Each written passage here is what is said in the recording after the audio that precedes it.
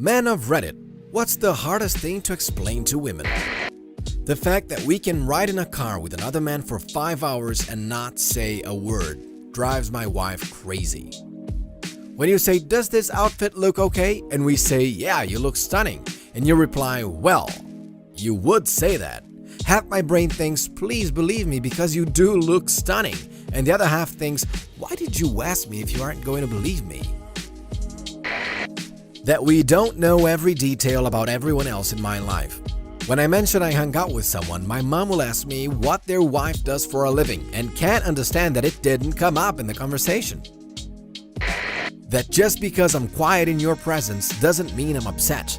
Just means I'm either tired, don't have anything to say, or I'm thinking about something. Sometimes an erection just happens. We don't control the thing. It's a physical response that could literally be from nothing. I have to constantly explain to my wife why my 2-year-old son is obsessed with his penis. I have to explain why he always wants to touch it and grab it when his diaper is off.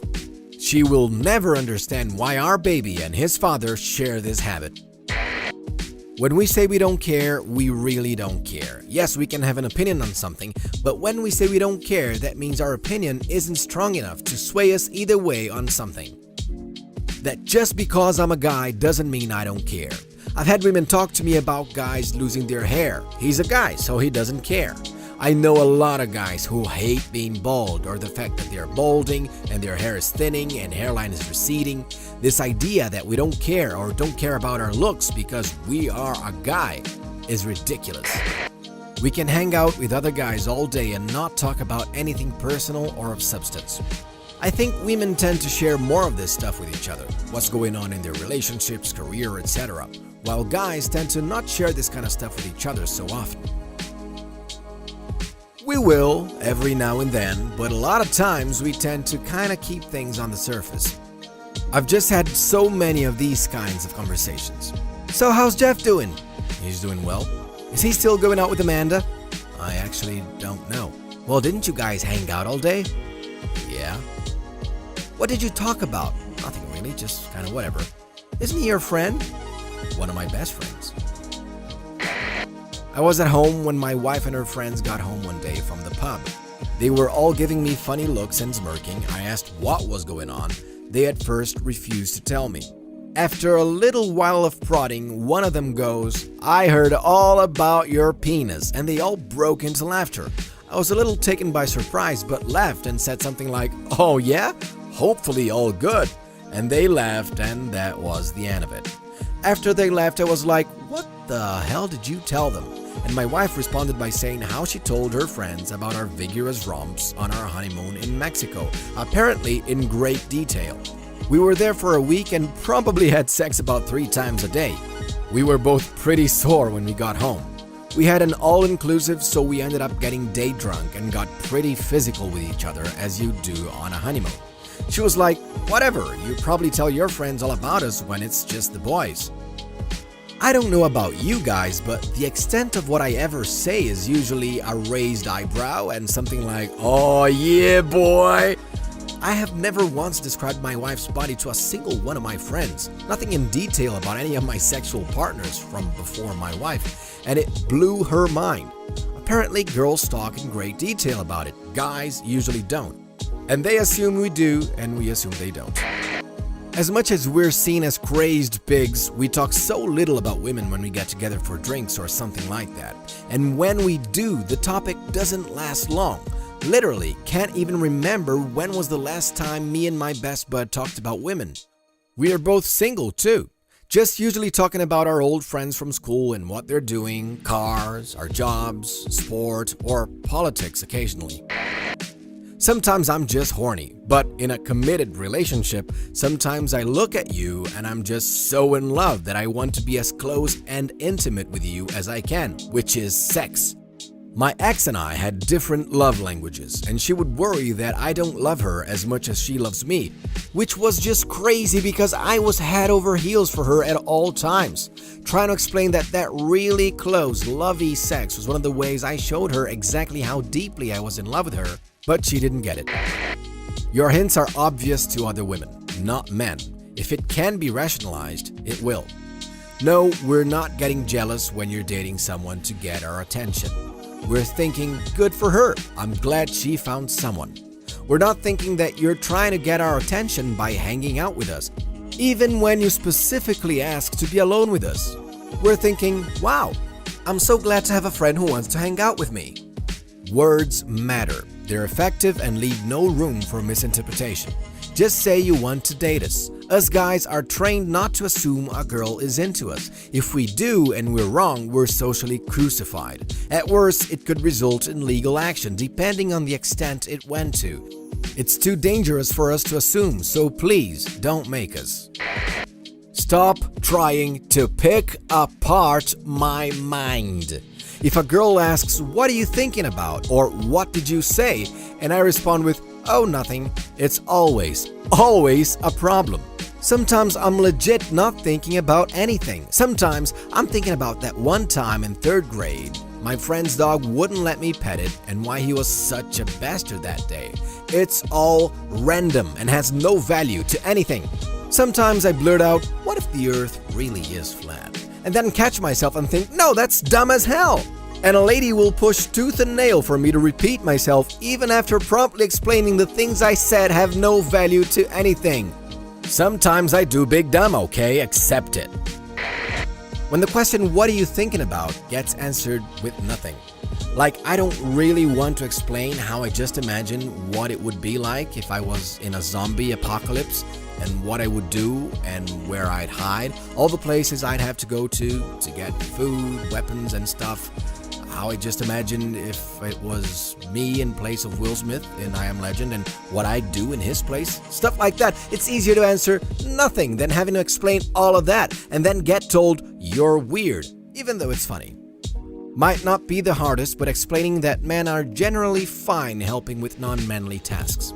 There's this stereotype that men who join a girl to do girly things, or even mundane things like grocery shopping, are bored and only doing it to appease the girl. That's usually incorrect. Ask me to go dress shopping with you? My sense of style might be barbaric, but we will make you look amazing. Take a spa day? I've never felt so clean and high quality in my life. As a little boy, it was instilled in me that emotions were roadblocks to ultimate goals. Sad? Do something about it. Mad? Do something about it. Happy? Better keep doing that. Feelings are hurdles to jump over, and I can go a while before tripping. When I do trip though, oh boy, does the memory of pain shoot through me like a bullet in the butt. I cry like a bitch about every hurdle up to that point, even though it was just one that made me fall. And because I don't fall too often, I don't really remember the procedure going about fixing the injury. You can load me on the stretcher and I might just roll out. You can give me a painkiller and I might just throw it up. Hell, I might be so traumatized by it all, I might just stop running altogether for a while. Why our pride keeps us from doing certain things. Asking for directions or help are the common examples, but also not coming off as high maintenance or cheap. Things like not sending food back, not using small coupons, and being sheepish with large coupons. We don't know why either, but it tends to go away in our 30s and 40s. Also, health issue denial. I figured I had lung cancer for years before I found out what heartburn is. Never occurred to me to see a doctor or tell anyone. We're living an illusion and faking it until we make it, I guess. You girls have so goddamn much control over our emotions without knowing it. Most of us men are so damn touch-starved that the feeling of you running your fingers through our hair is a truth serum to us. You have us. We are no longer in control. You talk all soft and quiet and sweet-like and ask whatever question you want while slowly running your fingers through our hair, and we are stuck, defaulted to our sleepy selves, answering anything you ask truthfully. We cannot control what we say or do at that moment. And again, for most of us, we aren't flexible enough to scratch our own disgusting back, so in the wild, we rub it against stuff like trees and walls and the corners of door frames, etc. So when you scratch our backs just right, That weird face we make and position we adjust to is how we do the doggy kicks when you scratch a dog in the right spot. Same damn things. We hide our emotions too often, but you have the keys. You may not always see the effects, but you have the damn keys. You have the big red button. Just know what happens when you press it. Sometimes I just don't feel like sex. It doesn't mean I don't find you attractive, or that I'm sleeping with someone on the side, or that I'm secretly attracted to your best friend, or that I'm gay. Sometimes I'm tired or stressed or just don't feel like having sex at the moment. There's no need to sulk or pout or bring it up 2 months later when we're having an argument. Remember those first 2 months we were dating and I was desperately trying to get in your pants and you turned me down? Did I sulk or pout or become passive-aggressive? No! I realized that not everyone is ready for sex all the time. That we're looking at the thing being worked on or the problem being discussed and are not aware of the emotional issues surrounding it. It's why we are trying to suggest solutions for what you talk to us about. We literally sometimes can't conceive of there being anything but the problem.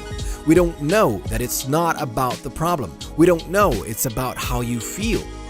If it's a car problem, to us it's a machine that needs a part fixed, not how it felt to have a breakdown on the highway. We really are trying to help, but often it's not the same problem as what you are experiencing. I've been married about 10 years and I still don't usually get it. Talking about a problem but not coming up with a solution is mentally taxing, to put it mildly. I am going to make some broad generalizations here, so bear with me as I am not eloquent enough to encompass the entire spectrum of gender. When a woman approaches a man to talk about a problem, it is not an attempt to solve the problem, simply a request to be heard and various viewpoints validated. When a man approaches another man with a problem, it is understood that both parties are on task to solve the problem, not to validate one's feelings. Men are hardwired to be problem solvers. When a man is confronted with a problem that they are not allowed to solve, it is like nails on a chalkboard. Our brain chemistry is wired to 1. Identify the problem, and 2. Take steps to solve the problem, so we get a hit of that sweet, sweet dopamine. To be confronted with a problem we can't solve makes it so we don't get that feel-good hormone and are stuck in panic mode. Not enjoying small talk in certain situations doesn't mean I'm in a bad mood or feeling antisocial. When I moved to my current city, I hated getting haircuts. I started growing my hair out and my wife asked me why I wasn't doing it. My short hair apparently looked better. She thought I was crazy when I said I missed my old barber and couldn't find a new one I liked. He was the perfect barber, that rare type that would motion at the chair when I walked in, ask me if I wanted the usual, and say, "See you next month," as I paid. I may be the odd one here, but I don't feel the need to tell everyone that cuts my hair my whole life story. Conversation is great in the right situations. Me not feeling like talking to someone doesn't mean something's wrong, just means I don't feel like talking. Subscribe for more r/AskReddit content.